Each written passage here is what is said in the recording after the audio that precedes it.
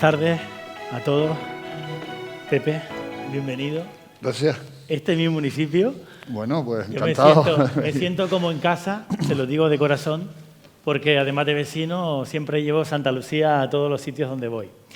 Miren, permítanme que antes de empezar a disertar y sobre todo a reflexionar y hablar, y para que Pepe nos ilumine a nosotros de lo que está pasando cerquita de donde vivimos, aunque siempre hayamos vivido un poquito de espaldas también a la realidad del continente africano y en concreto de la situación que vive el pueblo saharaui desde la perspectiva de África, que es la reflexión que haremos esta noche, esta tarde.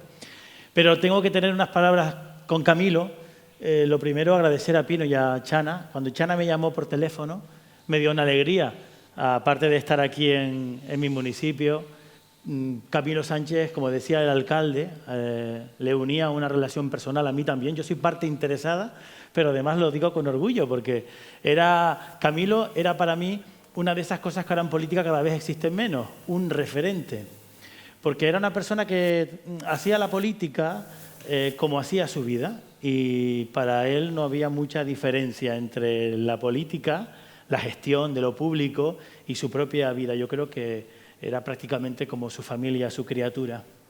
Yo creo que a Camilo hay que reconocerle que convirtió la palabra solidaridad, la metió en la política, en la estructura orgánica para crear la primera concejalía de solidaridad y ejecutar políticas que llevaran esa solidaridad a cosas reales, a cosas tangibles, que ayudasen a pueblos cercanos, causa saharaui, pero también otros más lejanos, pueblos indígenas, el pueblo cubano.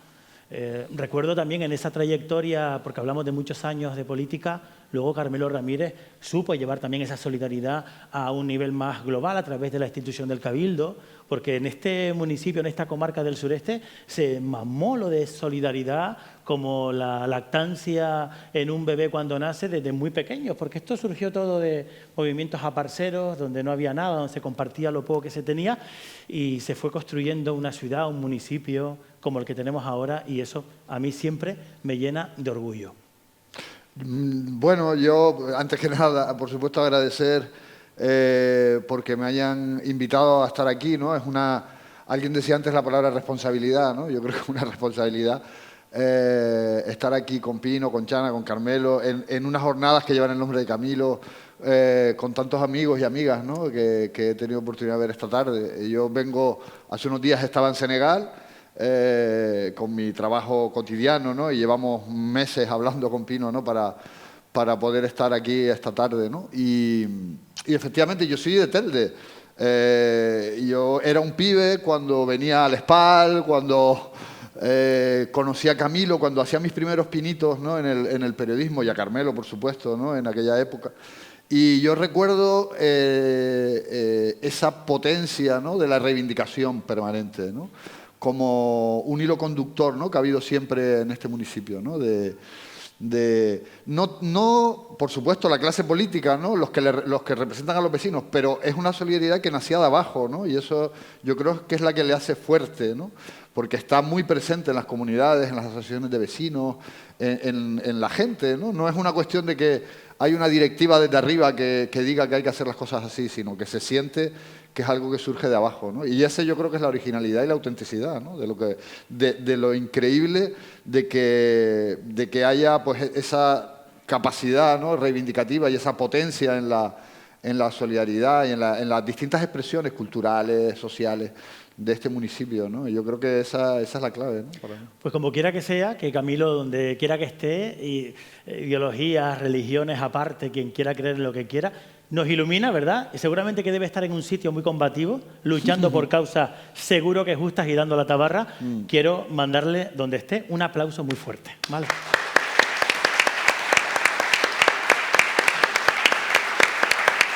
Porque su luz nos sigue iluminando. Y hablaba Pepe Naranjo, quiero que lo conozcan un poquito antes de entrar en materia, de Telde, efectivamente, licenciado en periodismo por la Complutense. Está muy ligado, él no habla de África ni de las cosas que pasan en el continente africano por oídas, habla a conciencia porque vive en el continente africano, vive de hecho en Senegal, ha viajado por muchos países.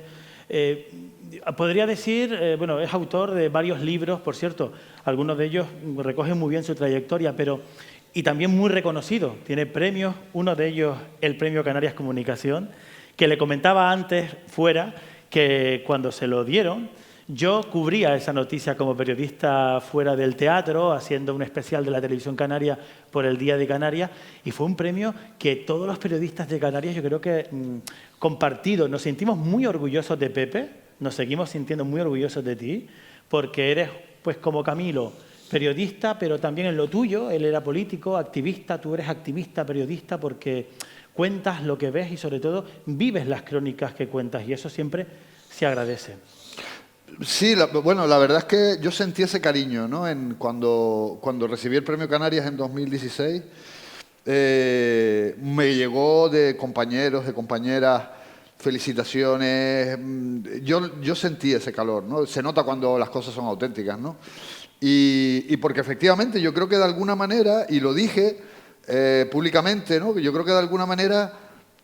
bueno, me estaban premiando a mí, pero se estaba premiando también a una manera de entender este oficio, ¿no? Que tiene que ver con el compromiso, que tiene que ver no con una causa concreta sino con el compromiso por la verdad, ¿no? Con la verdad y con ir al fondo de las cosas, con hacer un periodismo muy de terreno, muy de ir a las causas profundas, de entender los contextos, ¿no?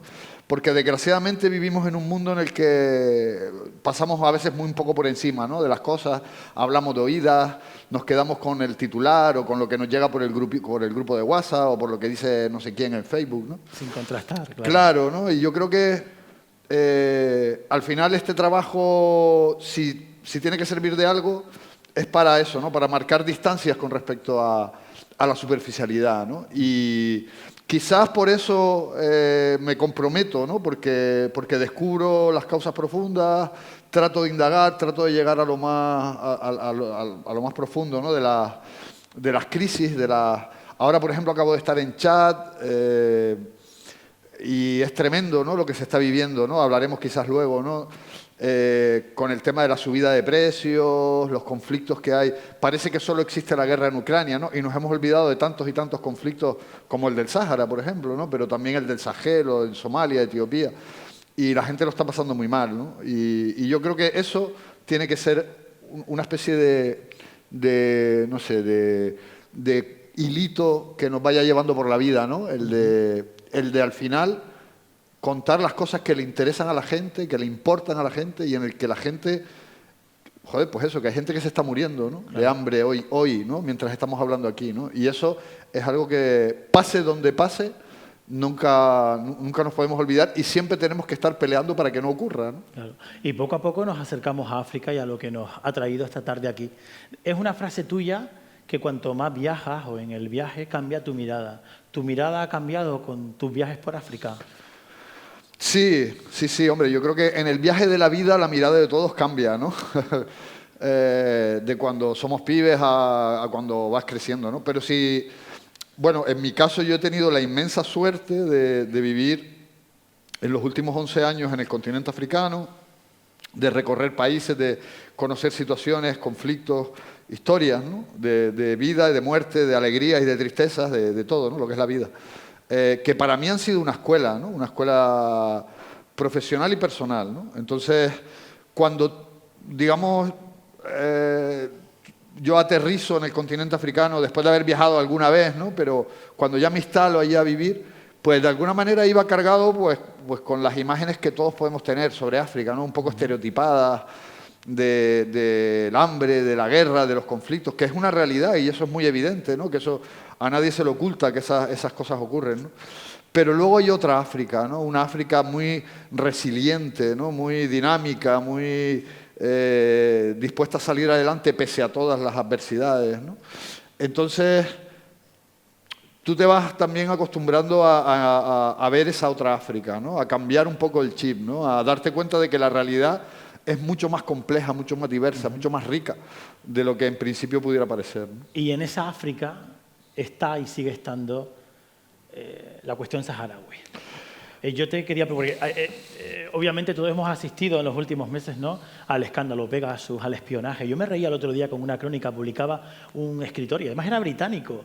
Decía, y no hagamos broma con esto, pero decía él, ironía, por supuesto, ¿Qué habrá encontrado Marruecos en el móvil de Sánchez, ¿no? para provocar este giro tan radical? ¿A ti te ha sorprendido el giro diplomático de España con el Sáhara? Bueno, me ha sorprendido sí y no, porque, bueno, se ha comentado, ¿no?, a lo largo del inicio de este acto, ¿no? Estamos hablando, no es la primera vez que España, digamos, da la espalda o traiciona, ¿no?, a iba a decir la causa del pueblo saharaui, pero ni siquiera eso, traiciona la legalidad internacional, ¿no? Entonces, ha habido todo, hay todo un contexto histórico, ¿no?, que desemboca en esta decisión de Pedro Sánchez, que tiene mucho que ver con cómo Marruecos ejerce su política internacional, que es fundamentalmente a base de chantajes, ¿no?, y de presiones confesables y no confesables, ¿no? Y ahí encaja con lo de Pegasus, ¿no? Marruecos todo el mundo sabe, ¿no?, que ha sido uno de los países que ha utilizado con más intensidad esta tecnología de espionaje, ¿no?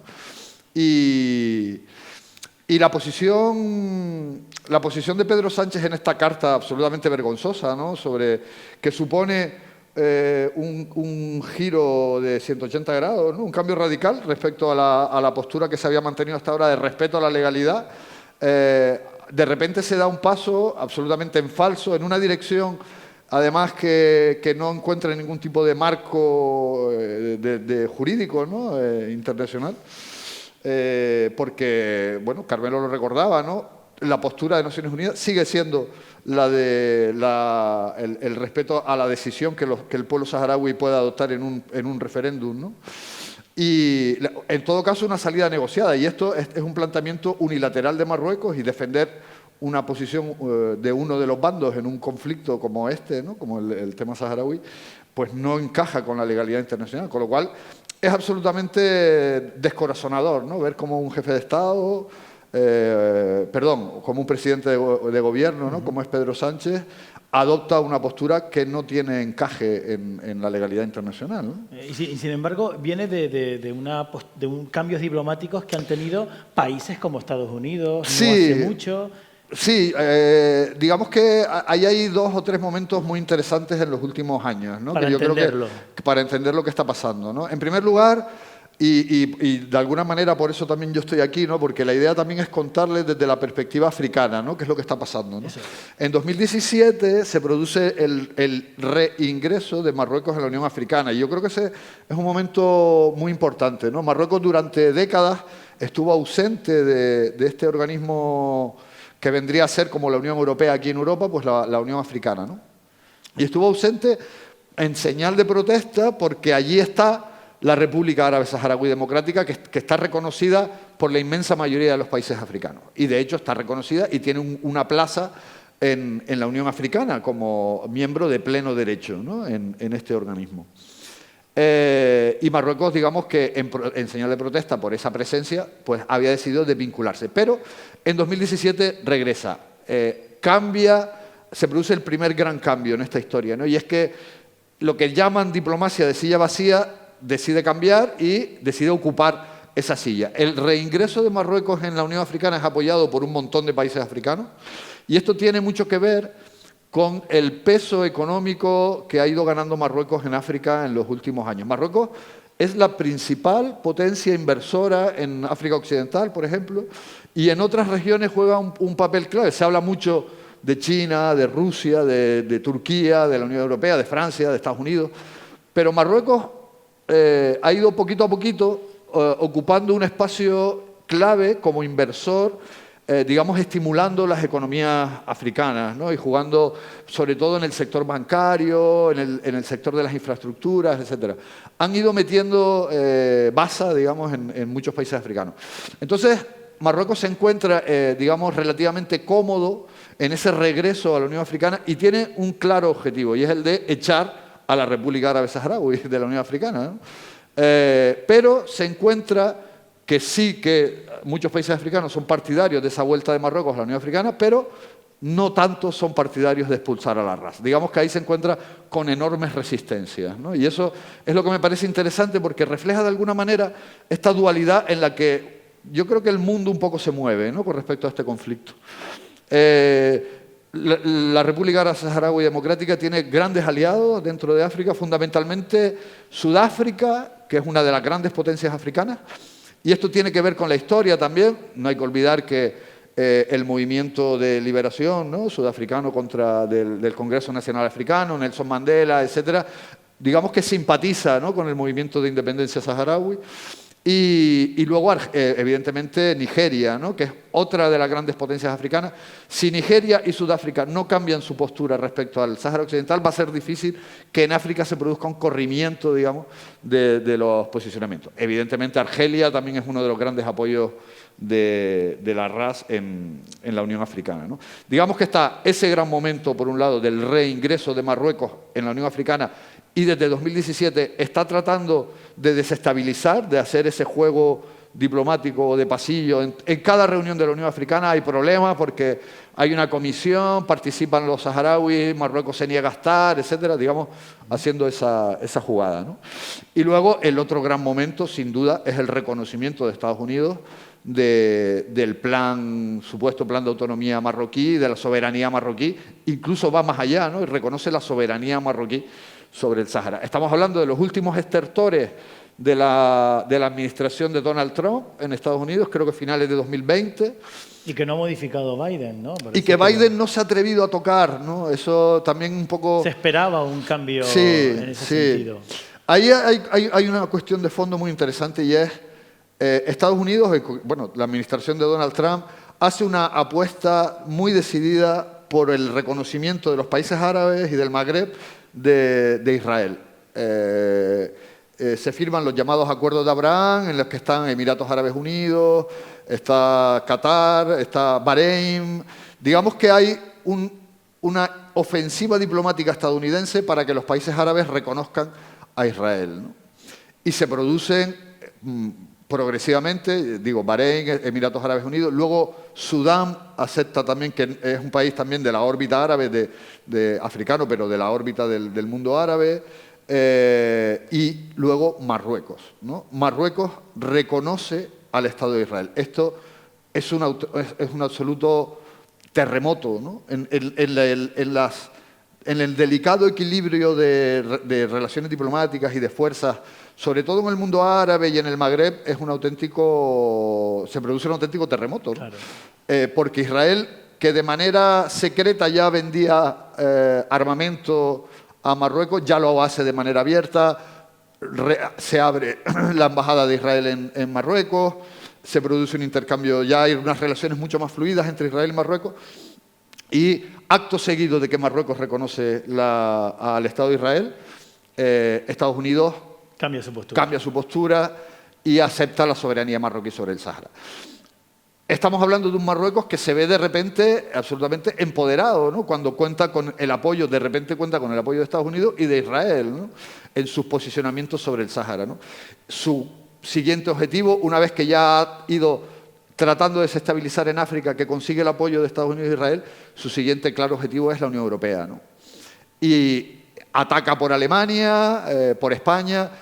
No hay que olvidar que Alemania, que también hace un posicionamiento a favor del plan de autonomía marroquí sobre el Sáhara, no hay que olvidar que Alemania es, pues, la gran potencia dentro de la Unión Europea y siempre ha mantenido una postura muy neutra, ¿no?, con respecto al Sáhara, ¿no?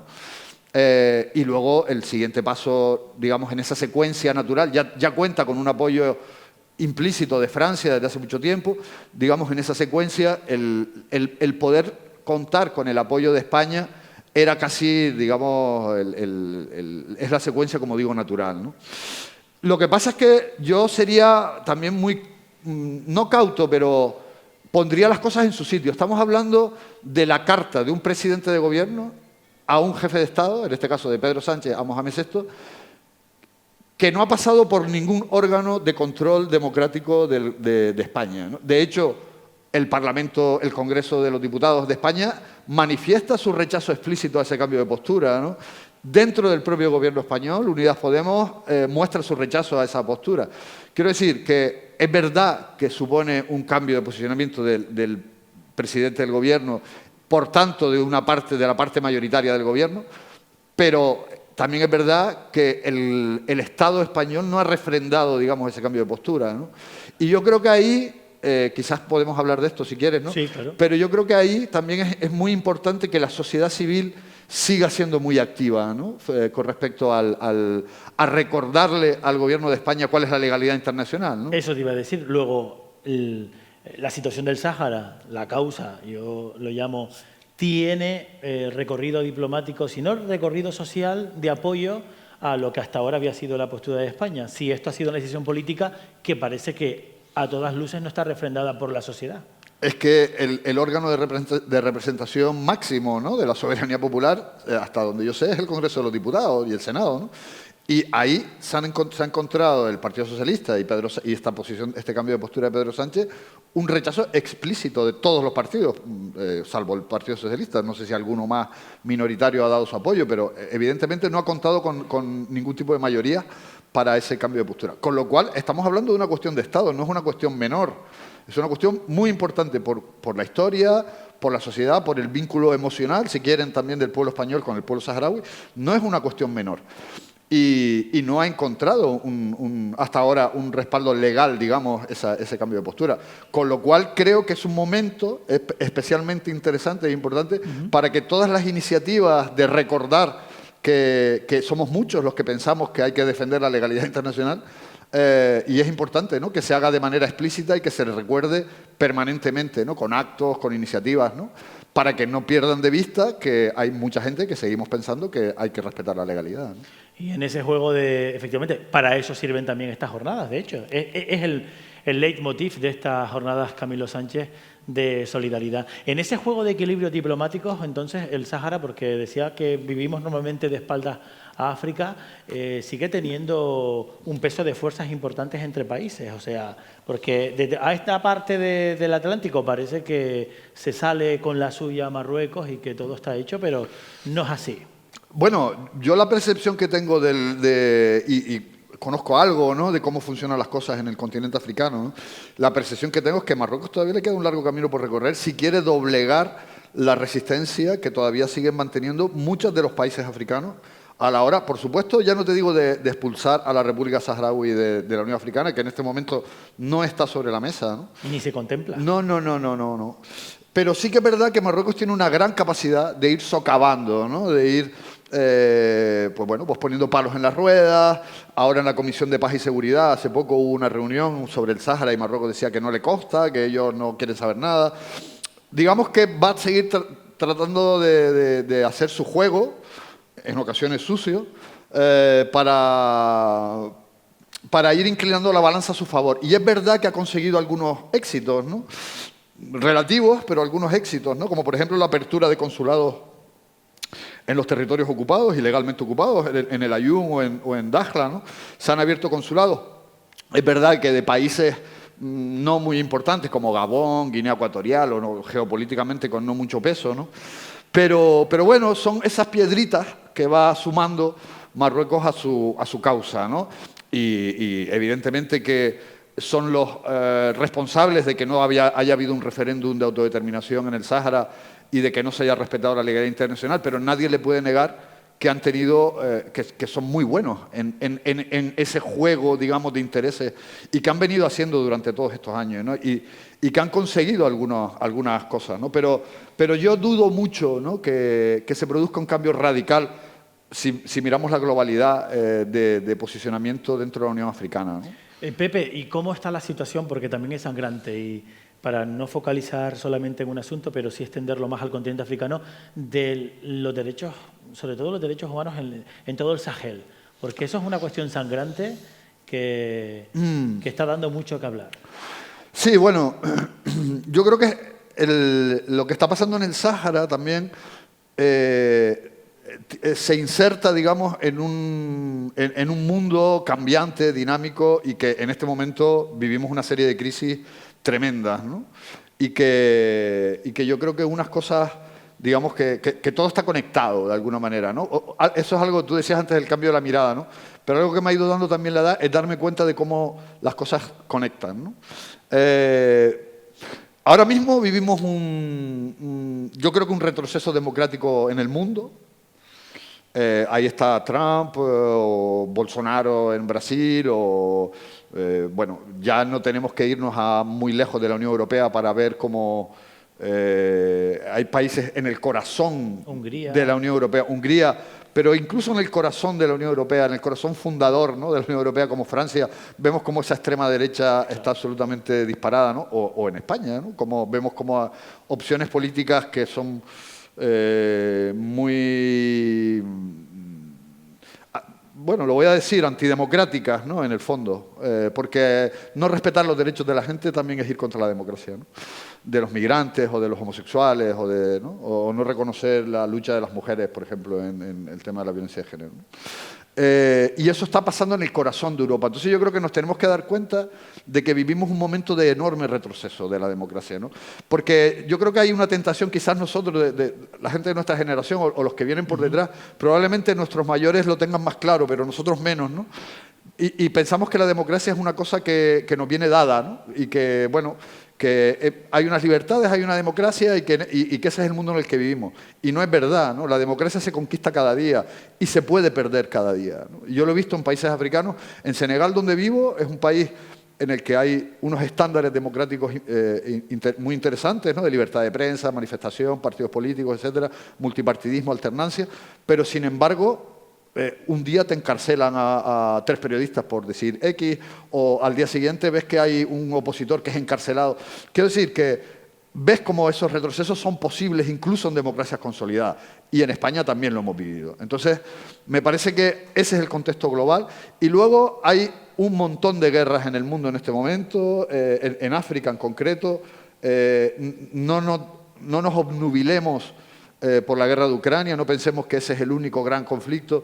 Aunque acapara toda la actualidad, pero efectivamente... En estos 11 años, en Níger, en Burkina Faso, en Mali, y eso está al lado de nosotros y del Sáhara Occidental. Por eso creo que tiene cabida también que lo comentemos, ¿no? Porque son conflictos que están desestabilizando enormemente a todo el continente, ¿no?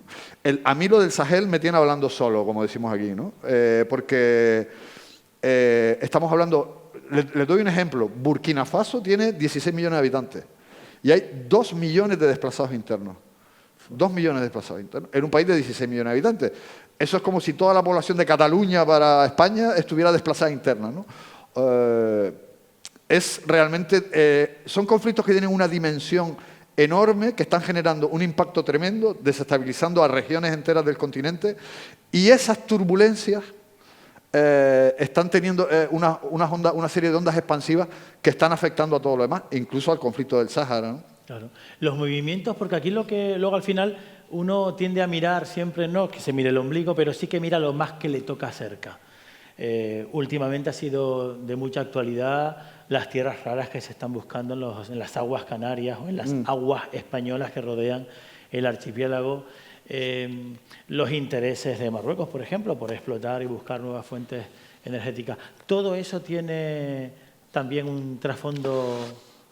En este momento hay un boom de la búsqueda de hidrocarburos de alternativas, ¿no? Alternativas, efectivamente, ¿no? Porque yo creo que hay una percepción de que se están agotando las fuentes principales, que además es en países en donde hay ciertas inestabilidades, etcétera, el mundo árabe y tal. Y hay una búsqueda a la desesperada por encontrar, en un modelo económico, ¿no?, y ambiental absolutamente disparatado, ¿no?, que es el de seguir consumiendo combustibles fósiles, ¿no? Pero en toda la costa occidental africana se están haciendo exploraciones y ya explotaciones. O sea, ya se está empezando. En concreto, por ejemplo, en la frontera entre Mauritania y Senegal hay un enorme yacimiento de gas y probablemente de petróleo, pero de gas seguro, y ya van a empezar a explotarlo, ¿no? Marruecos tiene una enorme voracidad, ¿no?, por explotar los recursos del Sáhara Occidental, ¿no? Lo está haciendo, de hecho. Y lo ha hecho durante muchos años. Lo ha hecho, ¿no?, con los acuerdos de pesca, tratando de incluir permanentemente al Sáhara, ¿no?, que la Unión Europea trata de frenarlo, etc. Con el tema de la arena, con el tema, bueno, ahora se habla mucho del telurio, y la posibilidad de que haya petróleo, bueno, yo creo que está de alguna manera también detrás uno de los orígenes o uno de los porqués de esa decisión unilateral, ¿no?, de ampliar sus aguas territoriales, ¿no? o su espacio económico, ¿no? Chocando claramente con los intereses canarios, ¿no? y españoles ahí, ¿no? Y ahí yo creo que España tiene que andarse con mucho ojo, ¿no? Porque, como digo, Marruecos es muy hábil, ¿no? En este tipo de negociaciones y utiliza todo tipo de presiones y todo tipo, como por ejemplo el hecho migratorio, ¿no? Las monedas de cambio. Como moneda de cambio, ¿no? Y a mí eso personalmente me duele mucho, ¿no? Porque, como sabes, yo he cubierto el fenómeno migratorio desde el finales de los 90, ¿no? En Canarias y he sido muy consciente de que Marruecos ha abierto y cerrado la espita cada vez que ha querido y ha permitido la salida de pateras, ha utilizado a seres humanos en su juego diplomático, ¿no? Como por ejemplo lo vimos en la valla de Ceuta, ¿no? En la valla de Ceuta y Melilla recientemente, ¿no? Y cómo juega con hace esa especie de juego del palo y la zanahoria, ¿no? Permanentemente con España, ¿no? Y España lo ha permitido, ¿no? Quizás lo que más duele, ¿no? Ver cómo tu gobierno muchas veces ha cedido, ¿no? Ante esas presiones, ¿no? Y no ha sido capaz, no ha encontrado la manera, ¿no? de parar los pies, ¿no? Ante un juego que es muy evidente, ¿no? Porque esto, bueno, alguien dirá, joder, este tío aquí ahora de repente acusando a un país, pero es que yo creo que es algo que está en la cabeza y es que es muy evidente, ¿no? Porque sí, no, hacen muchos esfuerzos por ocultarlo. la crisis de Perejil y otras crisis que se han producido ahora con la de Brahim Ghali, ¿no? Que se han producido entre España y Marruecos y vemos como la salida de pateras desde Dakhla o desde Layún o desde Agadir, Tarfaya, desde la zona de Tarfaya, se disparan, ¿no? Y en cuanto se produce un acuerdo, y yo también muchas veces, cuando se produce un acuerdo, enseguida bajan, ¿no? También me lo han preguntado muchas veces en la radio y en la tele estos días, ¿no? Con el tema de cuáles son las contrapartidas, ¿no? de este cambio de postura, ¿no? Del presidente. Y yo también lo he dicho, ¿no? Uno va teniendo ya la suficiente edad para ver las cosas con la perspectiva y darse cuenta de cómo Marruecos, en momentos en los que ha habido acuerdos y ha habido buen rollo, pues no pasa todo muy bien, pero es que a los 3 meses ya vuelve otra vez a la carga. Quiero decir, es pan para hoy, hambre para mañana, ¿no? Al final, estas cosas, ¿no? Y además es aceptar es entrar en el juego, porque ¿no? siempre un paso más y siempre se queda por delante, ¿no? Cuando hace ese tipo de cosas. ¿Y cómo ha gestionado España cuando Marruecos pone sobre la mesa estas monedas de cambio crueles, tipo crisis humanitarias, abriendo la puerta, abriendo las costas, mirando para otro lado para que vengan muchas pateras, con toda la intrahistoria que traen esas personas, que como tú bien lo sabes, que vienen huyendo de la miseria? Luego, la gestión diplomática y política que ha hecho España de esas crisis acaban permitiendo que Marruecos siga ganando, o sea, dando pasitos hacia sus intereses. Porque el punto de partida, de alguna manera, es que del que yo suelo partir, al menos, ¿no? Me parece, y es llevamos 30 años aplicando, 30 años aplicando unas determinadas supuestas políticas de gestión del hecho migratorio, del tratar de controlar la salida de pateras, las vallas de Ceuta, les ponemos cuchillas, externalizamos las fronteras, mandamos a la Guardia Civil a controlarla y cuando no podemos, pues subcontratamos la vigilancia, inyectando enormes cantidades de dinero a la gendarmería marroquí, a la gendarmería mauritana, etcétera, para que hagan el trabajo sucio, ¿no? de frenar a los migrantes en origen, ¿no? Esas políticas que solamente tienen una palabra que las pueda describir, que es represión, ¿no? Y violencia intrínseca, ¿no? Frente al migrante y criminalización del hecho migratorio, no han funcionado. Es que yo creo que a nadie se le oculta que después de 30 años, la primera patera llegó a Canarias en el 94, ¿no? O sea, después de 30 años de llegada de migrantes a nuestra tierra, todavía hoy seguimos asistiendo al dantesco escenario de muertes en el mar, de gente que llega y que escucharle a una autoridad decir es que no tenemos dónde meterlos, pero oiga, es que llevamos 30 años con esto, ¿no? Absolutamente alucinante ping-pong de menores de una isla a otra, de una insolidaridad por parte de la península también, ¿no? Porque a la hora de acogerlos. Tremenda, ¿no? Porque para los refugiados ucranianos todo el mundo se vuelca, pero para los menores migrantes que hay, no sé si hay 2.800 o 3.000, ¿no? En Canarias. El otro día estaba con Noemí Santana, ¿no? Sí. Y me contaba, acogidos en Canarias, ¿y dónde está la solidaridad interterritorial en este país, ¿no? O sea, A mí... Interterritorial y Pepe, estarás conmigo, europea Y también. europea también, claro, pero vamos a empezar por los de al lado, ¿no? Por supuesto, vamos a empezar por los de casa. Claro. Personas a las que ese es otro asunto que hay que tratar, la solidaridad es también eso. O sea, abrirles la puerta y abrirles camino a un futuro a personas que, fíjense ustedes, vamos a depender de estas personas, es que las necesitamos. No, necesitamos esas personas que se inserten en la sociedad. Claro, claro, o sea, todos los estudios de los grandes centros de pensamiento eso económico... siendo egoístas, mirando en el sentido más neoliberal. Dicen que necesitamos a la población migrante, eso no cabe ninguna duda, ¿no? Y está absolutamente contrastado, ¿no? Pero por seguir un poco con el hilo conductor de lo que iba a decir, ¿no? Son políticas represivas que no han funcionado, que lo que han provocado es dolor, sufrimiento, muerte y una ruptura, me atrevo a decir, incluso en la sociedad de aquí, de destino, ¿no? Sí. Con estas manifestaciones de rechazo y tal, porque las políticas no han funcionado, porque lo que hay que hacer es tratar de buscar vías legales y seguras. Y es que la gente, los que saben de esto lo llevan diciendo 25 años. Vamos a abrir ventanas para que no se tengan que jugar la vida en el mar, por lo menos vamos a dar becas a los estudiantes, vamos a tratar, pero no, todo, al final todo es como miedo, todo es, ¿sabes?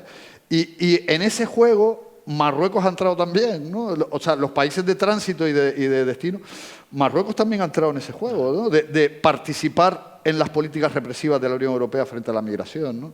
Y eso es especialmente doloroso desde la perspectiva africana, ¿no? Porque ven que un Estado que forma parte de África... Es verdad que desde África subsahariana Marruecos es casi más Europa que África, ¿no? Por muchas razones, ¿no? Pero al final sigue siendo un Estado miembro de la Unión Africana, ¿no? Y ver cómo participa, ¿no? No solo Marruecos, hay que ser justos, también Mauritania, Senegal lo ha hecho, pero en el caso de Marruecos, que es quizás la frontera más caliente, por así decirlo en este momento, es especialmente doloroso, ¿no? Voy invitando ya a los asistentes, a cualquiera de verdad, que vayan pensando si tienen alguna pregunta. Hay que aprovechar que está Pepe Naranjo aquí, que sabe mucho y que tiene una visión muy rica de la situación en África. Le pueden preguntar sin problema. Yo, antes de abrir el turno de preguntas, El río que desafía el desierto es un libro que va a presentar, de hecho, en la próxima Feria del Libro Pepe. Y son, bueno, 50 crónicas, ¿no?, periodísticas. Una mirada a África, hablando antes de mirada, a través de 50 crónicas. Sí, este es un libro que se publicó a finales de 2019 y tuvo dos hechos desgraciados, ¿no?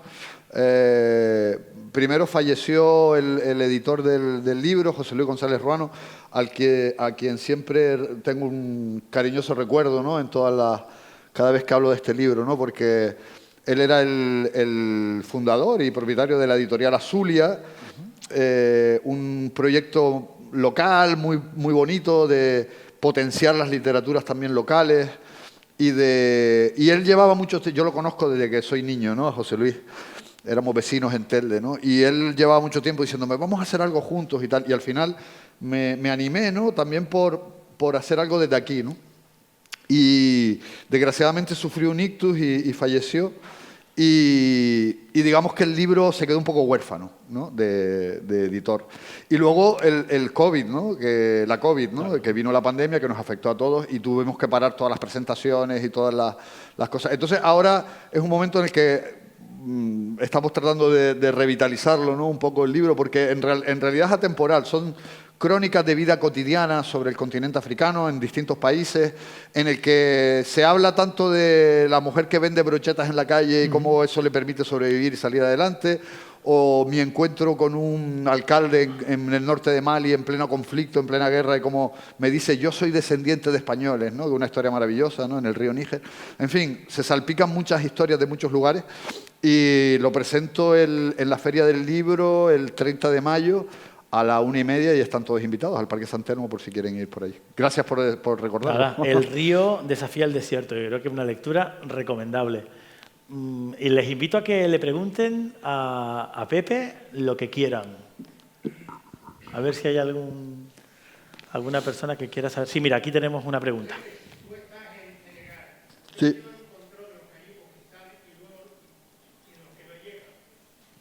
Nadie lleva un control de eso. Hay colectivos de la sociedad civil que reciben, digamos, la información de que hay algunas personas que han desaparecido, etcétera, pero ya a posteriori, digamos con carácter previo, no se sabe si hay...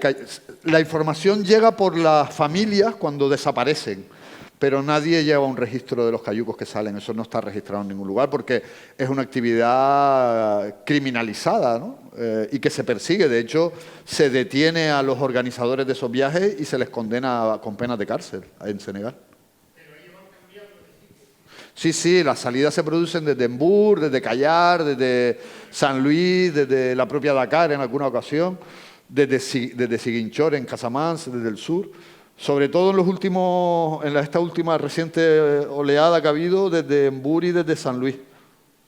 Pero claro, son por la noche, en lugares en donde no hay gente, se hacen, digamos que es muy difícil que haya un control de lo que realmente pasa, ¿no?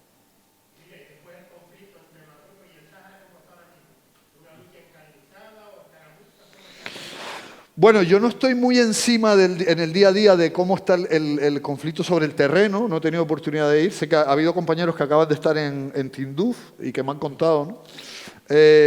Y bueno, ahí se producen escaramuzas, se producen intercambio de disparos, ha habido algunos fallecidos. En los últimos 2 años, ¿no? O año y medio en lo que lleva el conflicto se ha revitalizado, ¿no? Se ha reactivado, ¿no? Y la verdad es que, bueno, es una auténtica desgracia, no tanto el conflicto, que lo es, pero sobre todo la indiferencia de la comunidad internacional, ¿no? Ante esta guerra absolutamente olvidada, ¿no? Allá al lado.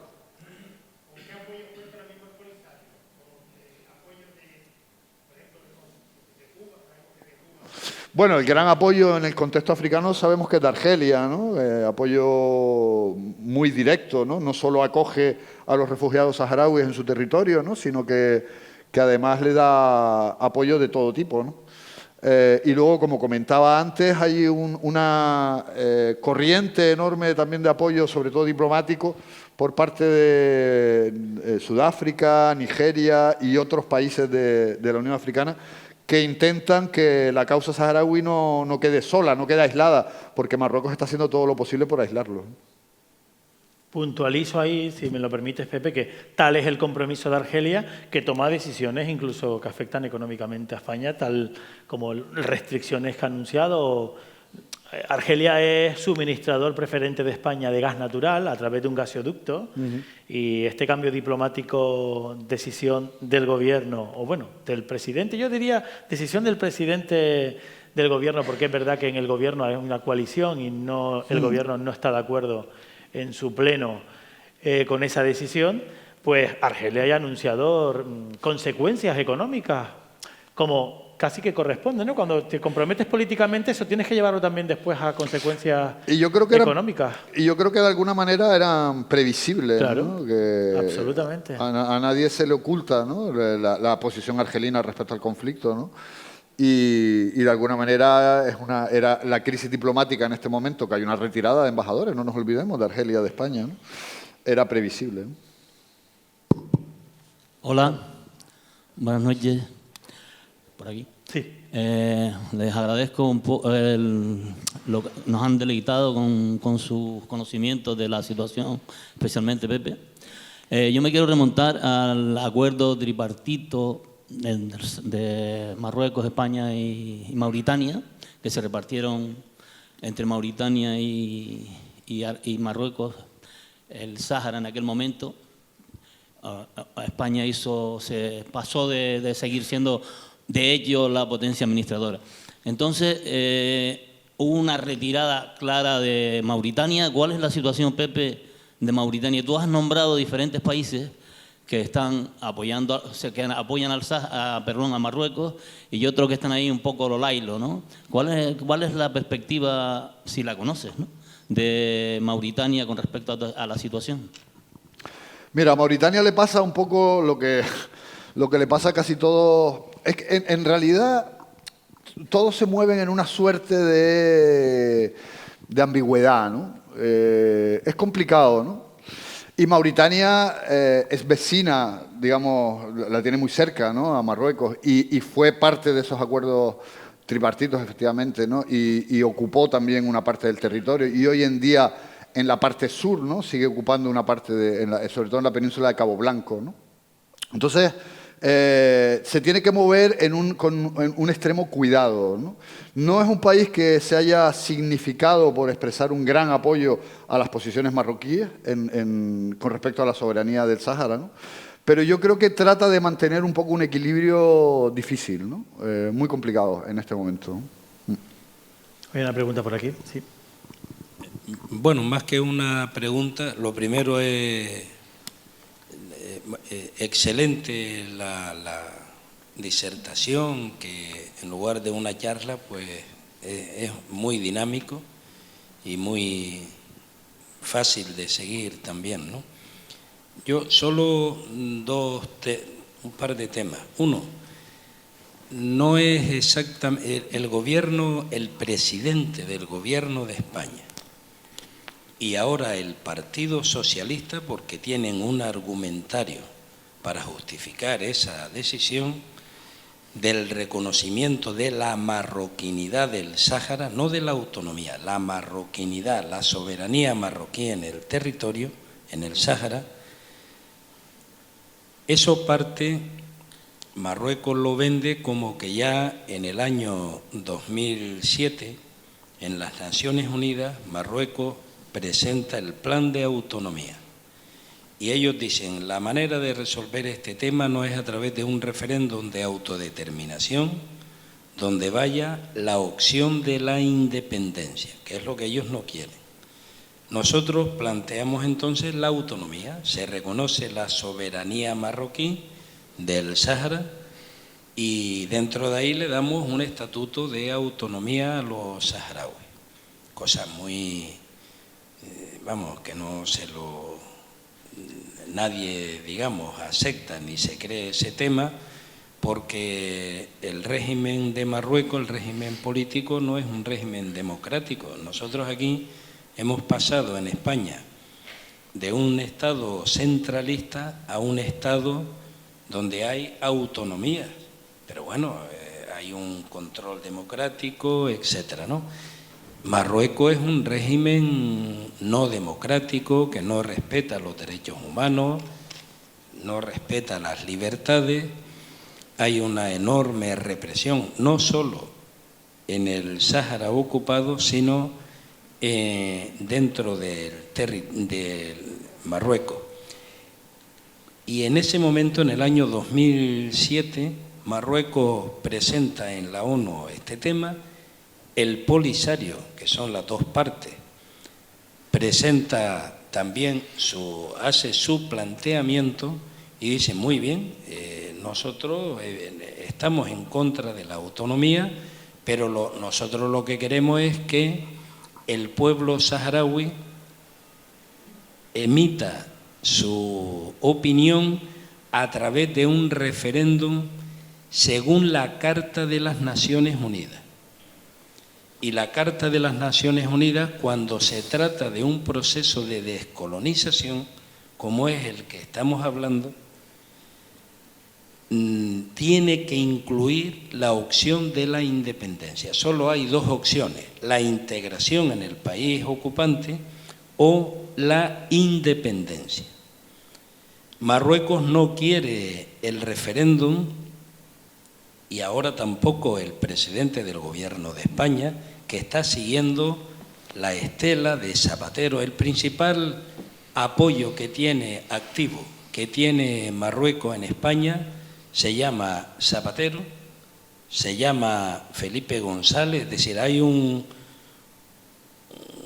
sistema, un grupo de lobistas, de amigos de Marruecos y ahora Pedro Sánchez. Pero también eso tiene en el mundo empresarial, hay grupos empresariales con intereses en Marruecos favorables a lo que le está planteando el régimen marroquí y mediático, de tal manera que hay grupos mediáticos en España muy potentes, incluso algunos con pedigrí de progres, periódicos, emisoras de radio, etcétera, que van dentro de poquito a estar defendiendo este planteamiento. Y no es verdad, como dice Pedro Sánchez, dice, no, como ya los Estados Unidos, Alemania y Francia han aceptado el tema de la soberanía marroquí, pues nosotros también, España también, porque llevan 50 años y no se ha resuelto este tema, y eso es mentira, eso es falso.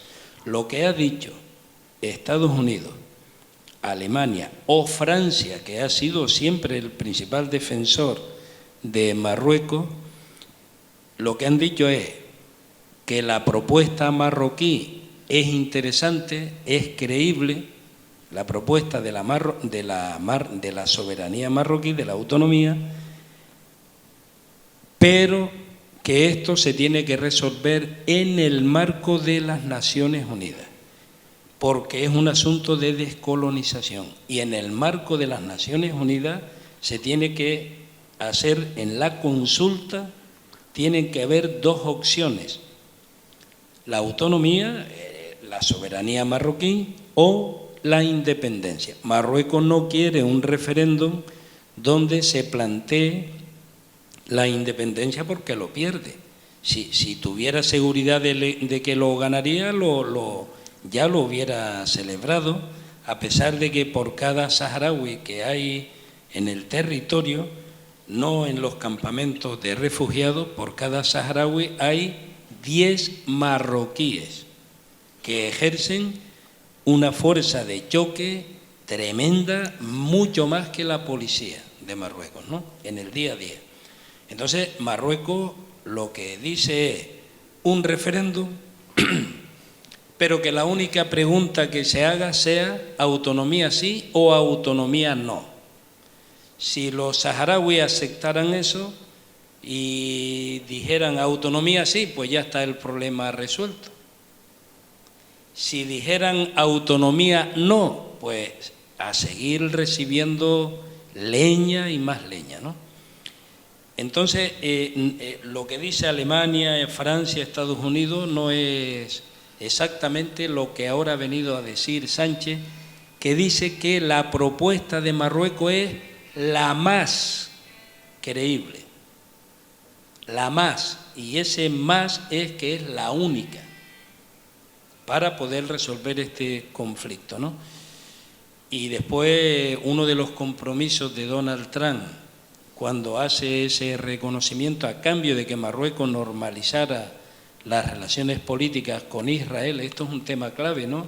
Totalmente. Del lobby judío, claro. Ese es un tema clave. Prometió que iban a abrir consulados, representaciones diplomáticas en los territorios ocupados, y no lo ha hecho. La nueva administración de Biden no ha hecho eso. De momento. Bueno, de momento no lo ha hecho, entonces no tenemos nosotros que ir más allá de los hechos. También decía Marruecos que en las operaciones militares conjuntas que hace Estados Unidos y en esta zona donde participa Marruecos, que iba a afectar a los territorios del Sáhara Occidental, y no entraron en el Sáhara Occidental. Es decir, hay un sistema, una geopolítica en toda la región donde Argelia juega un papel clave. El principal socio que tiene, y termino, y disculpen que a lo mejor me he extendido mucho. Para nada. No. El principal socio que tiene Argelia en materia de hidrocarburos son los Estados Unidos. El país que está jugando en toda la cuestión del Sahel, de lucha contra los grupos terroristas y demás que operan en el Sahel, Marruecos no pinta nada, no pertenece a la coordinación de países que están afectados ahí, y eso lo coordina Argelia. Y hoy la Unión Europea se ha retirado de ahí cada vez más y está ocupando Rusia a través de mercenarios, de organizaciones paramilitares, este tema. Entonces hay una situación geopolítica en la zona donde Marruecos, que en estos momentos tiene una situación interna, fruto de la crisis económica, de la COVID, y de que no tiene recursos materiales, no tiene recursos económicos. La pesca se refiere al Sáhara Occidental, los fosfatos son del Sáhara Occidental.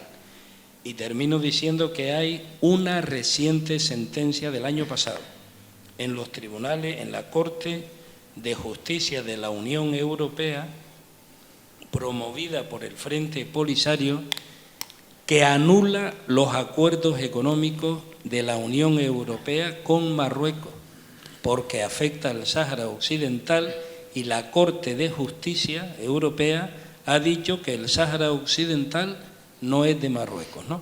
Por tanto, esto es un tema con muchas variables, con muchas vertientes, donde Marruecos ha venido ocupando esto desde el año 75, pero no tiene muy claro, si no ya se hubiera terminado este asunto. Y luego las Naciones Unidas, aunque han sido cómplices de todo este tema, pero también lo tienen muy complicado para decir, bueno, pues esto ya vamos a zanjar esto dándole la soberanía a Marruecos.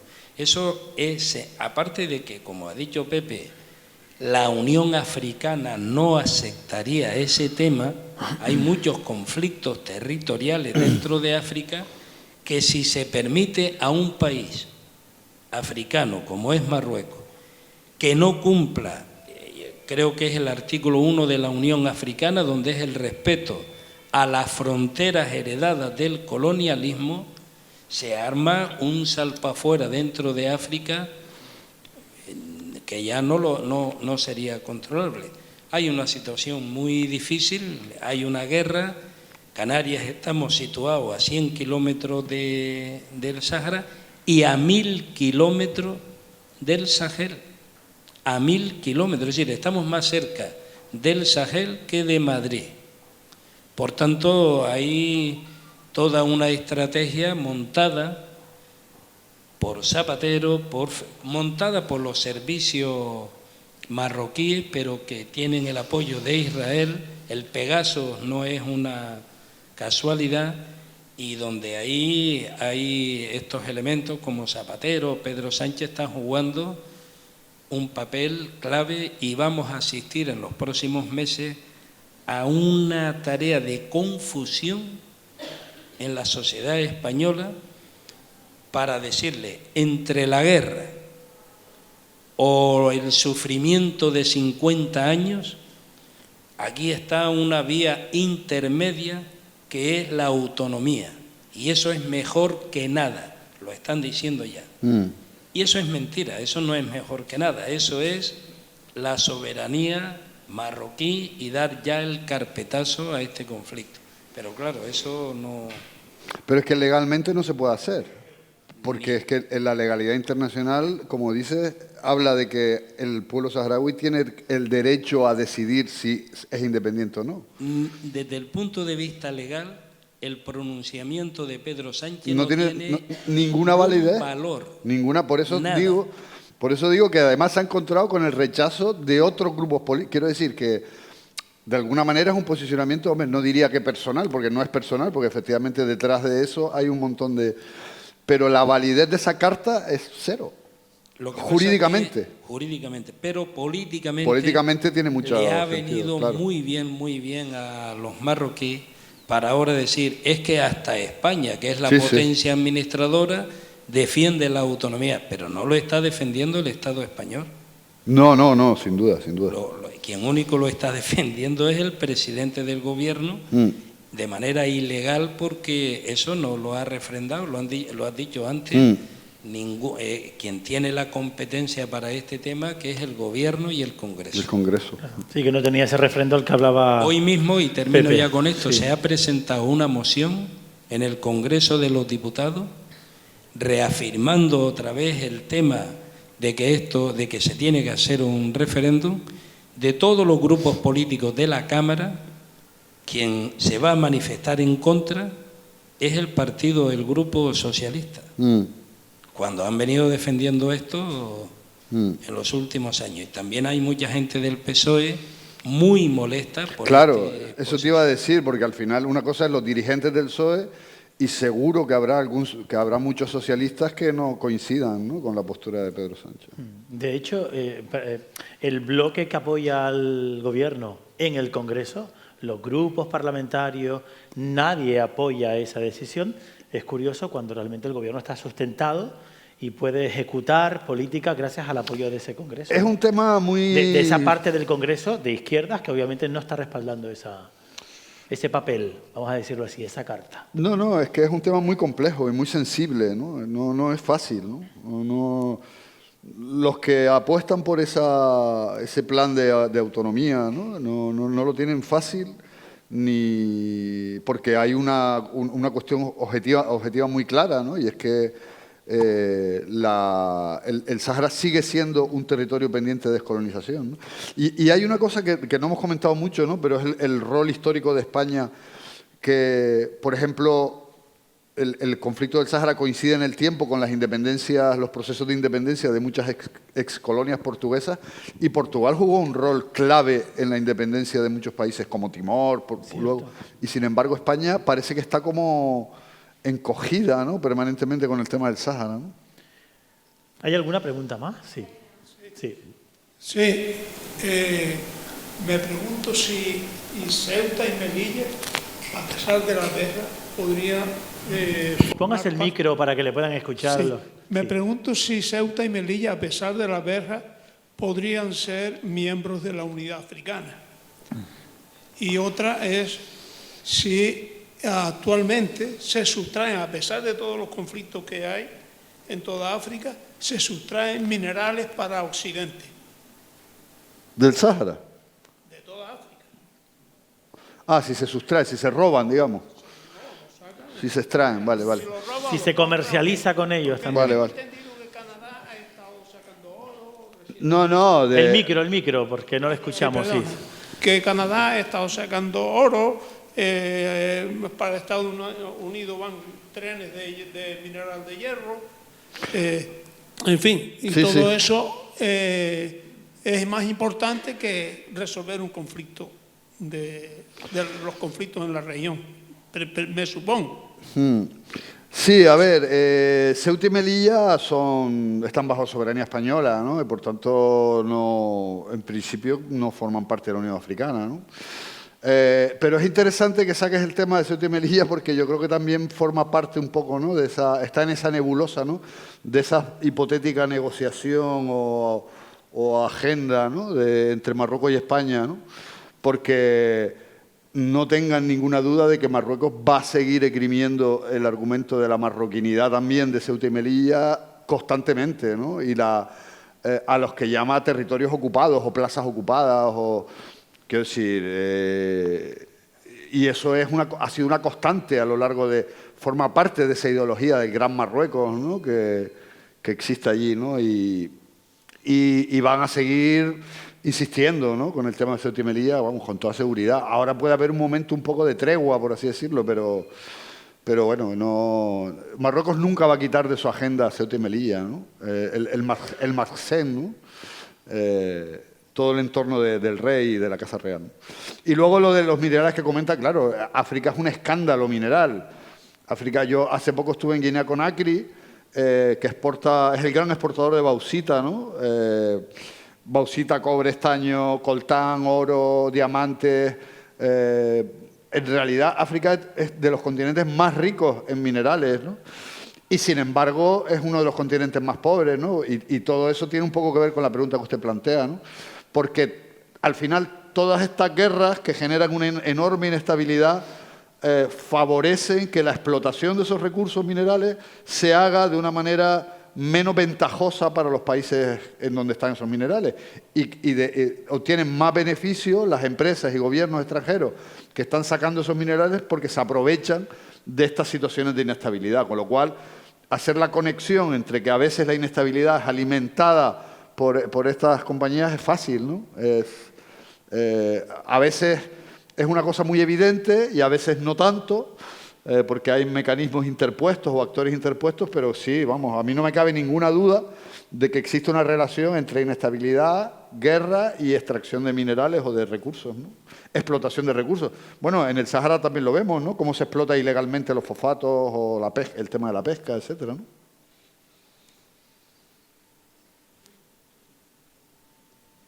Sí, hay otra pregunta por aquí.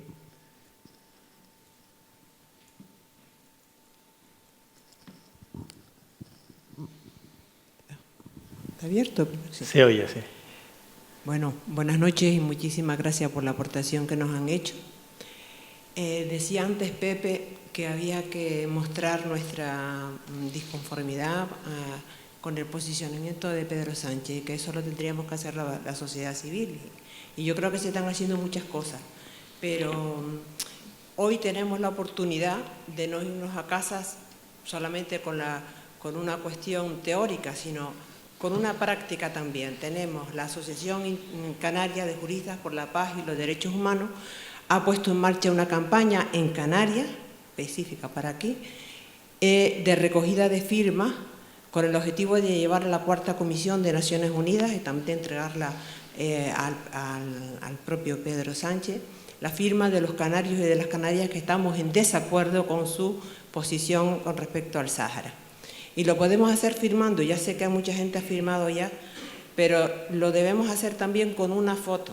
Yo no sé si ya se le firmaron y se hizo. Nosotros ya nos retratamos ya. Bueno, nos retratamos y además. Sí, pero si ahora al final, un momentito, los que no hayan firmado firman, además nos ponemos todos juntos, aparecemos todos, que esta actividad termina con un acto de firme de protesta contra una acción unilateral, como se ha dicho, de Pedro Sánchez.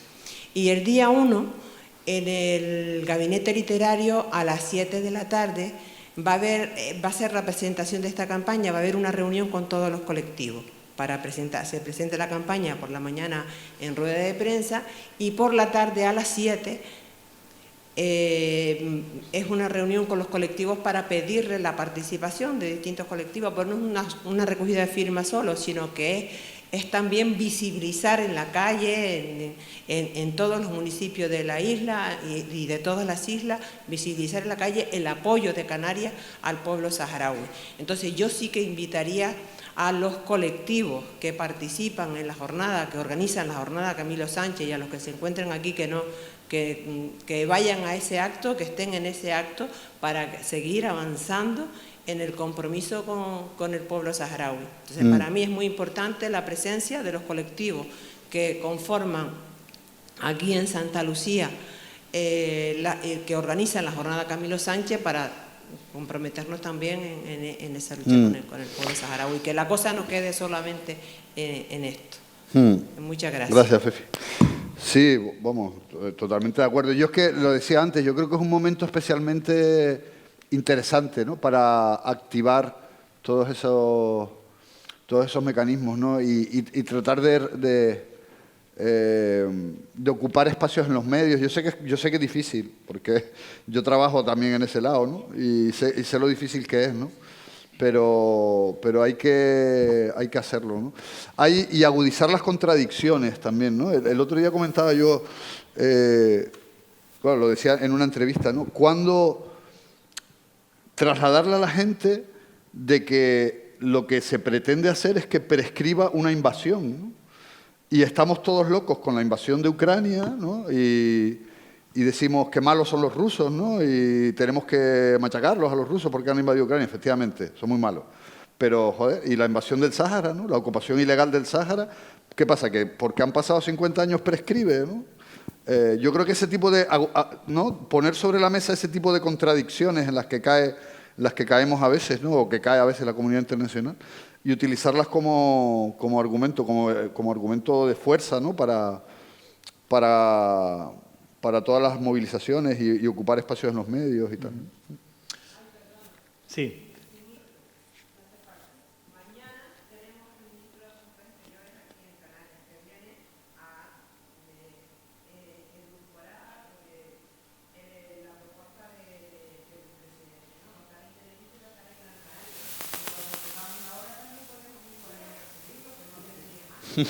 Bueno, que dice la compañera, para quien nos está siguiendo a través del canal comarcal y de la señal de internet, que mañana está prevista la visita.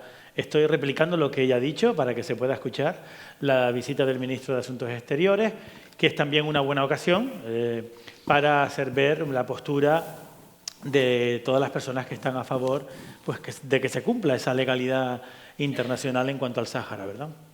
Bueno, pues si no quedan más preguntas, yo sí que quería decirle a Pepe que nos siga, agradecerle que haya estado con nosotros aquí, agradecerle a la organización de la Asociación Camilo Sánchez la invitación, y que nos sigas iluminando, y sobre todo que nos sigas, más que iluminando, que nos sigas poniendo el prisma, ¿verdad? La lupa, sin tintes, sin intermediarios, de lo que pasa muy cerquita de nosotros, porque al margen de que nos pueda afectar o no, son personas como nosotros, ¿verdad? No, y que no nos olvidemos de que Canarias es África, ¿no? Exactamente. Que muchas veces nos olvidamos de eso. Y de que lo que olvidamos. pase allí nos debe interesar, nos tiene que revolver, ¿no? Primero porque son seres humanos como nosotros, ¿no? Pero segundo porque es que son nuestro origen, ¿no? Son nuestros vecinos, son nuestros... Y Canarias está geográficamente donde está, ¿no? Y no la podemos mover para un lado o para otro, no la podemos rodar para Europa, ni para... Estamos aquí, ¿no? Somos África, ¿no? Y a veces eso lo perdemos un poco de vista, ¿no? Antes hablaba Carmelo de las distancias, ¿no? Pero también es una cuestión emocional, ¿no? Pues muchas gracias, Pepe. De nada, Gracias, y gracias a todos ustedes.